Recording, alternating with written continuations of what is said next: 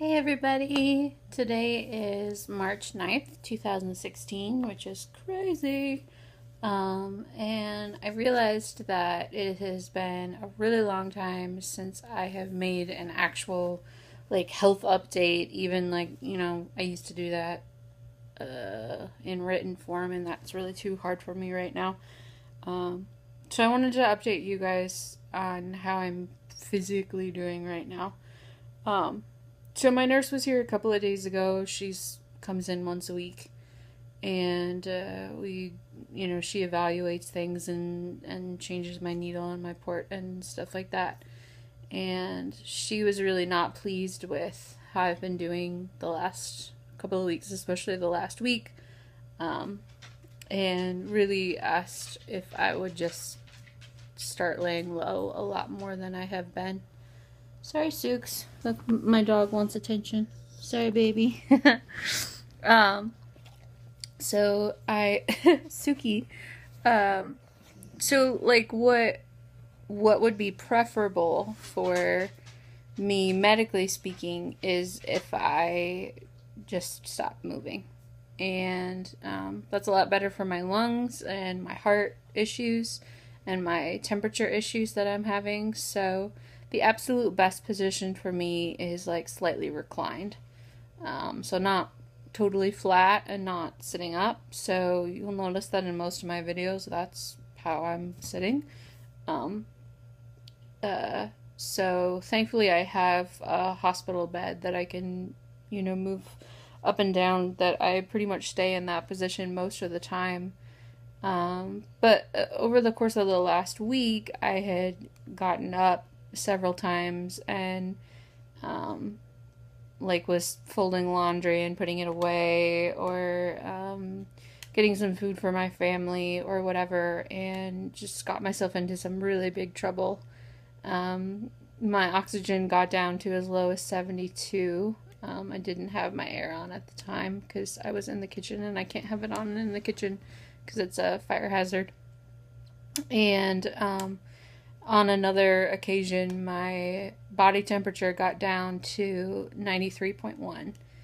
And both of those numbers are numbers that, your organs start to shut down and you die, and, it's really bad. So, I need to stop moving around. It would be preferable to not even be sitting up or moving my arms around or things like that.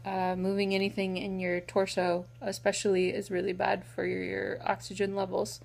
Even just raising your arms above your head, stuff like that, can tank your oxygen levels when they're already struggling. So, and movement really just messes with me and my temperature and stuff like that. So, I am trying to be good, but I suck at that. Just laying in bed all day, every day, and not moving at all is hard for me. Even after 10 years of that being the plan, I'm still not great at it. But I'm trying to do better at that.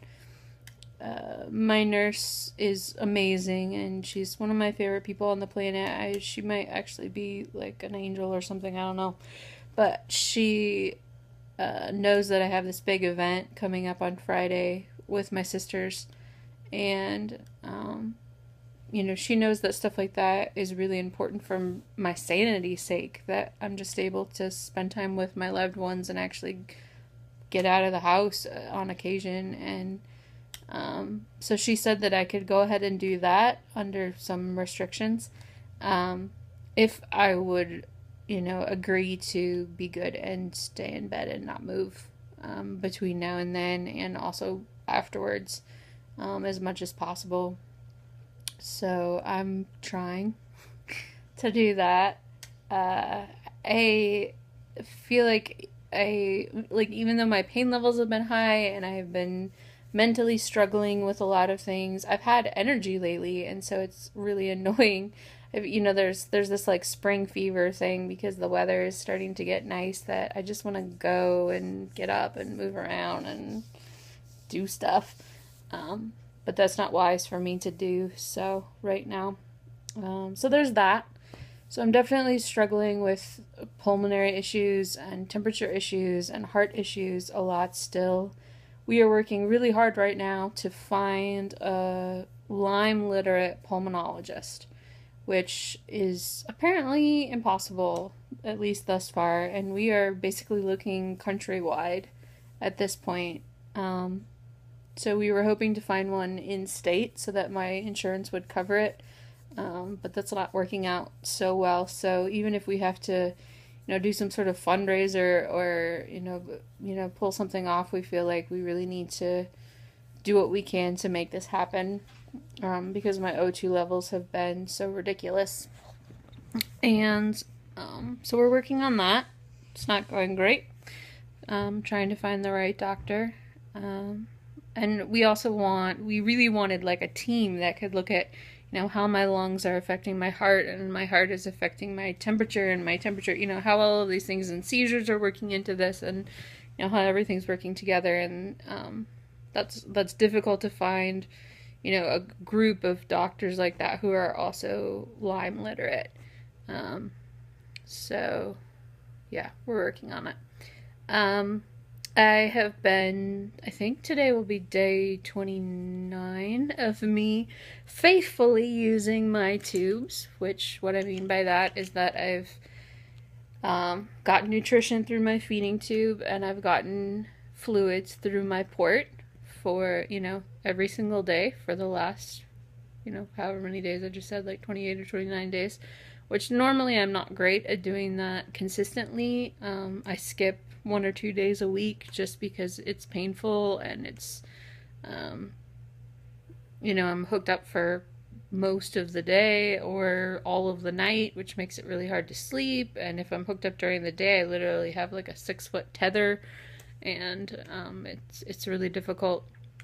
So, but I was really determined that that was going to be something I was going to focus on in this season, was to stick with that. So, so that I know that I'm getting the nutrition and the fluids that I need, for sure. I have been eating a little bit, which I'm technically not supposed to do. But with the mental issues that I've been having, and, really struggling with feeling depressed and isolated and just upset really easily, just being able to have a salad every now and again has been really helpful to me.